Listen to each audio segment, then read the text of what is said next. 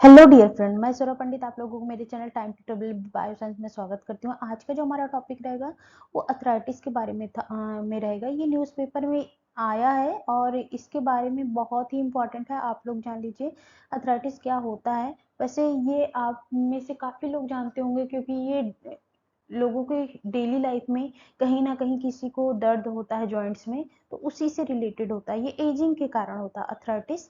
और 12 अक्टूबर को इस बार वर्ल्ड एथराइटिस डे मनाया गया था। ओके, 12 अक्टूबर को वर्ल्ड एथराइटिस डे।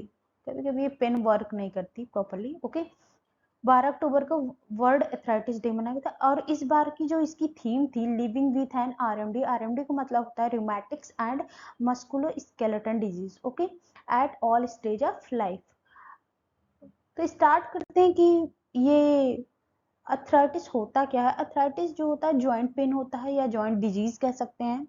ये इसमें क्या होता है, इन्फ्लेशन होती है और जो जॉइंट्स पार्ट होता है सोयल हो जाते हैं। और ये केवल पर्टिकुलर एक जॉइंट्स पे नहीं हो सकता, एक से अधिक जॉइंट्स पर ये पेन हो सकता है। हैंड्स में हो गया, नी में पार्ट हो गया, जितने भी आपके जॉइंट्स रीजन होते हैं उसमें ये हो सकता है। अगर हम इसके कंडीशंस की बात करें तो इसके हंड्रेड्स ऑफ कंडीशंस हो सकते हैं।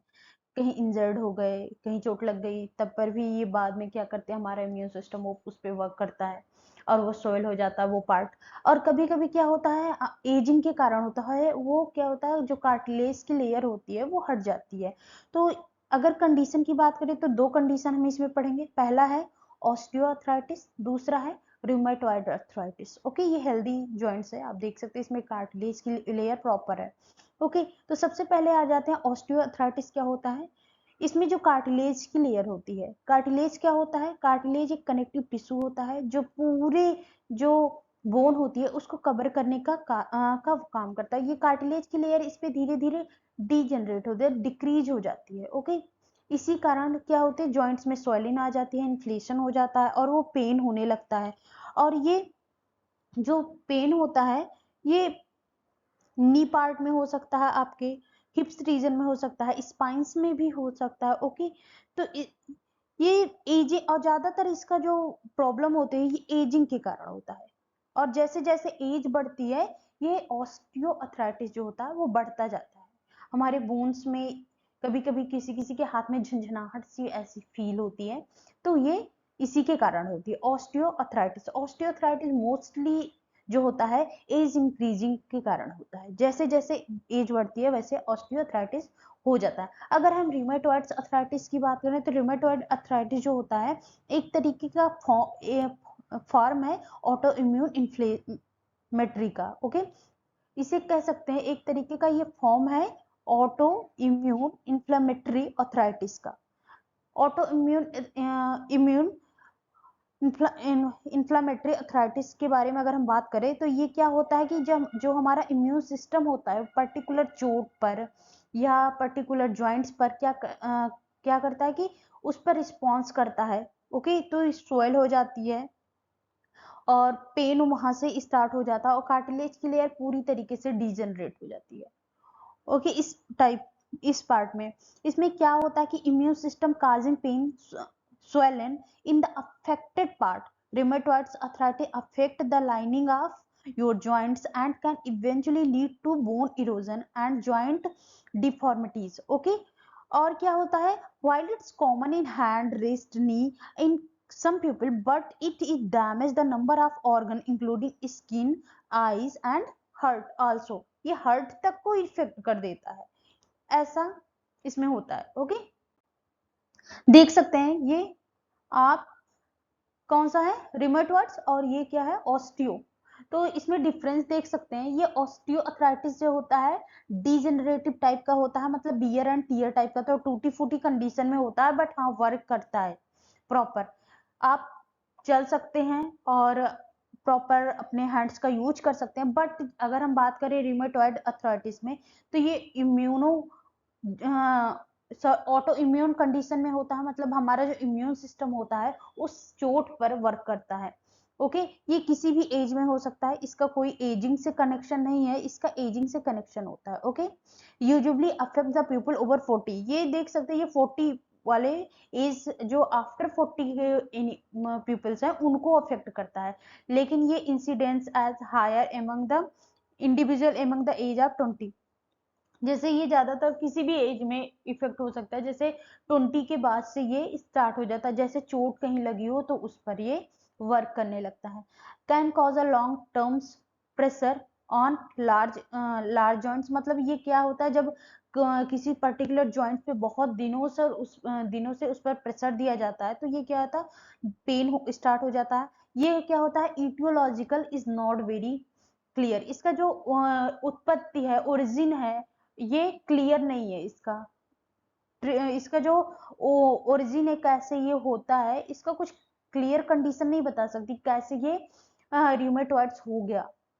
ओके, तो चोट से भी हो सकता है, हमारा पर्टिकुलर इम्यून किसी पर्टिकुलर जॉइंट्स पे क्या होता कुछ भी पेन हो सकते हैं, इन्फ्लेमेशन हो सकता है, तो मतलब ये क्या किस पर डिपेंड करता है, ऑटो इम्यून पे डिपेंड करता है।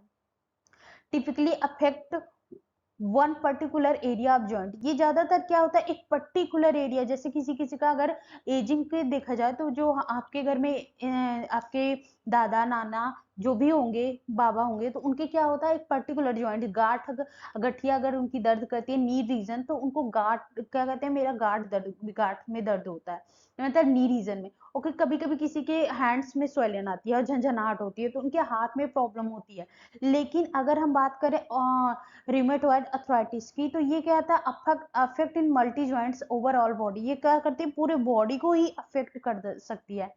अगर रिमेटॉइड अर्थराइटिस की बात करें, सॉरी ऑस्टियोआर्थराइटिस की बात करें, तो ये does not cause extra articular manifestation, मतलब ये एक्स्ट्रा आर्टिकुलर मैनिफेस्टेशन नहीं कॉज करता, मैंने और ज्यादा ऑर्गन्स को इफेक्ट नहीं करता है, लेकिन ये क्या करता है, एक्स्ट्रा आर्टिकुलर मैनिफेस्टेशन कॉज करता है, जैसे फटीग आने लगता है, फीवर होने लगता है। ये हमारी जो वर्किंग लाइफ होती है उसको उतना ज्यादा अफेक्ट नहीं करता ऑस्टियो अर्थराइटिस, लेकिन जो रिमेटॉइड अर्थराइटिस होते हैं ये क्या करते हैं, हमारी जो लाइफ है उसको भी अफेक्ट करना है, फटीग होने लगता है, फीवर आने लगता है। और ईएसआर, सीपीआर, एनटीसीसीपी, इसके द्वारा ये एलिवेट किया जा सकता है, लेकिन इसके किसी के थ्रू एलिवेशन नहीं किया जा सकता है। इम्यून्स ये क्या होता है, इम्यून का इस पर कोई भी प्रेशर इस पर नहीं होता है, इम्यून के थ्रू इस पर कुछ भी इफेक्ट नहीं होता, लेकिन इसका क्या है, इम्यून सप्रेशन होता है, इम्यून के द्वारा ही ये रिमेटॉइड अर्थराइटिस होता है। अगर इसके ट्रीटमेंट की बात करें कि हाउ इज अर्थराइटिस ट्रीटेड, तो क्या होता है, अगर हम ऑस्टियोआर्थराइटिस की बात करें, B when B comes to the osteoarthritis, there is a certain risk factor. Women in instance are more likely to develop it, affect the age of 50 and genetic to play a role, मतलब क्या कहता है, eight इसमें genetic का भी role होता है, कभी कभी किसी के पेरेंट्स को वो अर्थराइटिस हुआ रहता है तो उनको भी हो सकता है। अगर इनके ओके, तो अगर इसका ट्रीटमेंट की बात करें ऑस्टियोआर्थराइटिस की, तो इसमें क्या होता है, फिजिकली और ऑक्यूपेशनली थेरेपी लिया जाता है।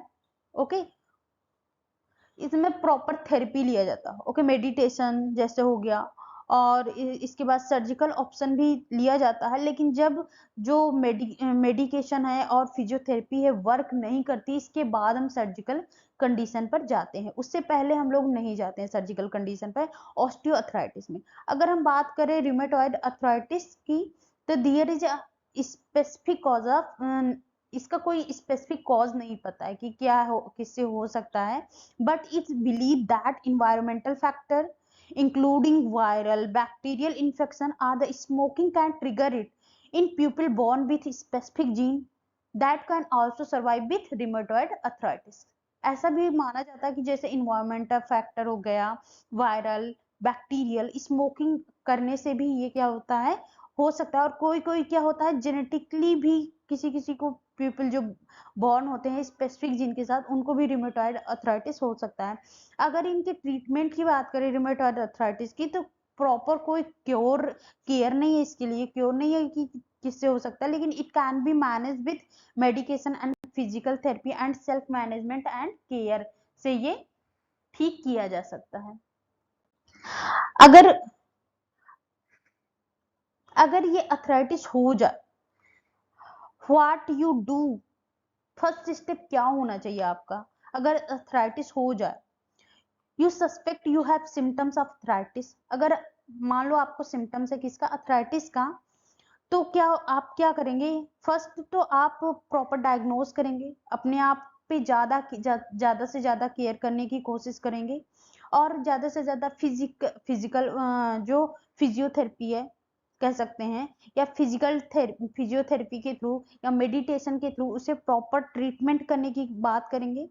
अगर ओके, तो अगर प्रिवेंट अगर आपको करना है तो इसी के थ्रू हो सकता है। इसका प्रॉपर प्रिवेंशन और क्योर कोई मेडिसिन नहीं है, ये प्रॉपर आपकी क्या करता है, आपकी बॉडी के मोबिलाइजेशन और उसके हेल्दी फूड पे ही डिपेंड करता है। ओके, तो ये आपका अथराइटिस है, देख सकते हैं आप पिक्चर्स में कॉज किसके थ्रू होता है, फ्लैट फूड, अगर आपके जो फूट है वो फ्लैट है।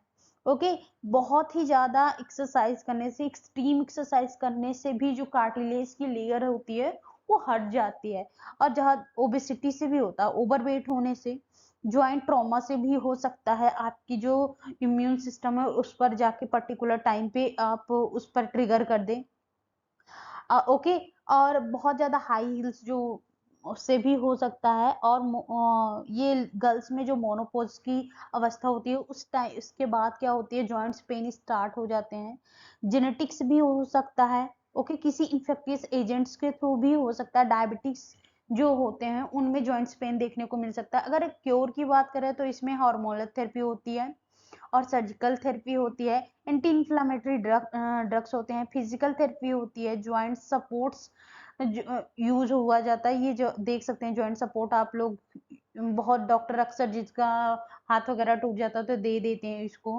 ओके, कंप्यूटिंग, लेकिन ये सारी चीजें तब अपनाई जाती हैं जब फिजिकल थेरेपी और जो आपका मेडिटेशन होता है वो फेल हो जाता है। इसके बाद सर्जिकल पे आते हैं, हार्मोनल थेरेपी पे आते हैं, इंफ्लामेटरी ड्रग्स पे आते हैं। ओके, तो ये होता है जॉइंट्स पेन पे। ओके, तो आपको अगर हेल्दी रहना है तो हेल्दी फूड खाना चाहिए, और प्रॉपर अपनी बॉडी को मोबिलाइजेशन करना चाहिए, मेडिटेशन करना चाहिए, योगा वगैरह करते रहना चाहिए। तो ये हुआ अर्थराइटिस। तो ऐसी जानकारी के लिए मेरे चैनल को लाइक करें, सब्सक्राइब करें और बेल आइकन दबाना बिल्कुल ना भूलें। Thank you for watching, bye bye.